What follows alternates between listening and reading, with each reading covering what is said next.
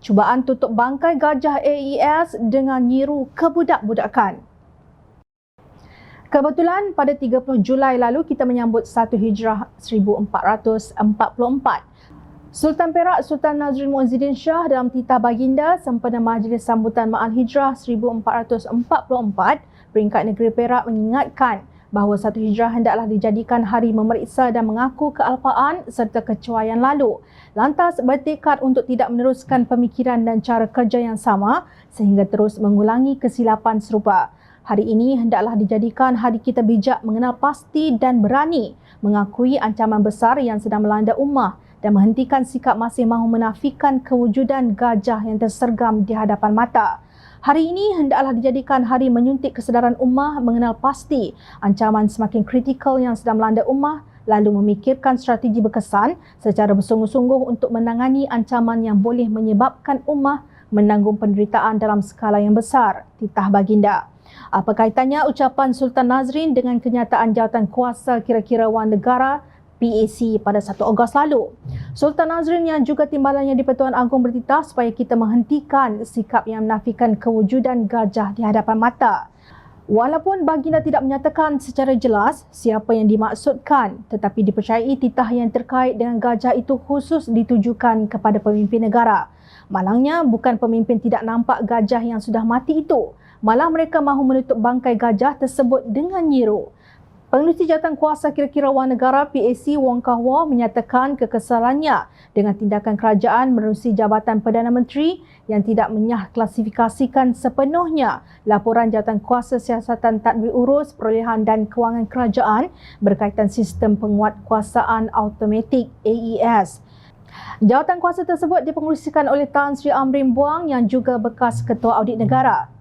Kah-wah berkata laporan berkenaan yang dilampirkan bersekali dengan laporan PAC bagi tindakan susulan Kementerian Pengangkutan berhubung isu projek AES itu di Parlimen. Dan ini membuktikan bahawa kerajaan khususnya Jabatan Perdana Menteri sendiri tidak menghormati institusi Parlimen, terutama sekali PAC. Rakyat boleh menilai sendiri tindakan kerajaan yang bersikap acuh tidak acuh terhadap SUR PAC yang juga merupakan jawatan kuasa pilihan Dewan Rakyat untuk menyaklasifikasikan laporan tersebut. Tindakan menghitamkan sebahagian laporan berkenaan yang tidak ada kena-mengena dengan aspek keselamatan negara atau dasar yang sensitif jelas menunjukkan sikap kebudak-budakan oleh JPM dan merendahkan martabat Parlimen secara keseluruhan. Menurut beliau, PAC memainkan peranan untuk memberi maklumat yang tepat dan sahih kepada rakyat berhubung dengan segala isu AES dan penting bagi rakyat menilai sendiri kandungan laporan jawatan kuasa tersebut. Katanya tindakan menyahklasifikasikan laporan jawatan kuasa itu hanya dilakukan pada 8 Julai lalu.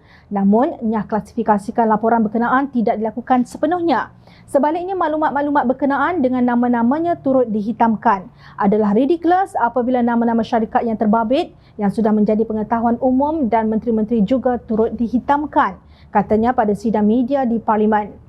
Beliau menjelaskan bahawa PAC sudah membentangkan laporan ini pada 23 November tahun lalu dengan syur pertama supaya laporan jawatan kuasa yang diletakkan sebagai rahsia besar ini dinyah klasifikasikan.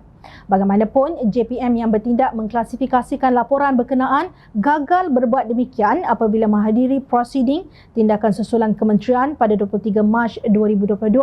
Sikap JPM ini ditegur oleh PAC ketika prosiding terbabit, kata ahli Parlimen Ipoh Timur itu. Kah-wah berkata nama syarikat konsesi yang terbabit itu sudah diketahui umum iaitu Beta Tegap Sdn Bhd dan Atas Sdn Bhd.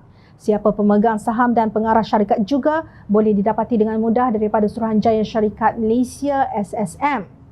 Pada Ogos 2018, Menteri Pengangkutan ketika itu Anthony Lok Siu-Fuk berkata kerajaan tidak memperoleh 1 sen pun tiada hasil daripada perjanjian AES.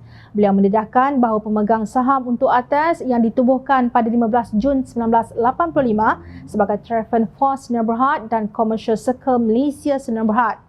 Manakala pemegang saham Beta Tegap yang ditubuhkan pada 7 Februari 2004 terdiri daripada Dr. Andreas Teo, Datuk Muhammad Yunus Osman, Tuan Puan Rozana Rizwan, Jeneral Besar Tan Sri Nik Ismail Nik Muhammad dan Datin Yap Kinsi atau Yap Aileen.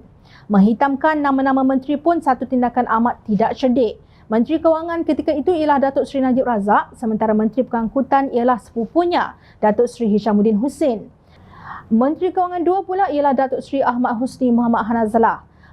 Malah tindakan JPM yang dipenuhi oleh ramai penasihat lantikan politik ini untuk menutup bangkai gajah ini amat memalukan. Siapa pemegang saham ATAS dan Beta Tegak dan apa kaitannya dengan parti pemerintah ketika itu? Kalau tiada kaitan, mengapa susah payah menghitamkan nama-nama mereka? Kalau tak faham titah Sultan Nazrin yang berkias itu, jangan jadi pemimpin. Ingat, rakyat sentiasa memerhati.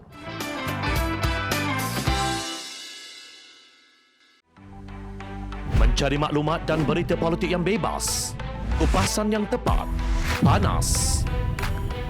Dapatkannya secara eksklusif hanya di Jom Channel. Komitmen kami, rentasan berita Isnin hingga Jumaat. Berbicara dan isu semasa, kami garapkan secara langsung. Panel-panel berkaliber dan profesional. Interaktif, pandangan anda kami raikan. Jangan lupa bersama kami di setiap hujung minggu dalam edisi khas mingguan. Jom Channel, moving forward, sharing a new experience.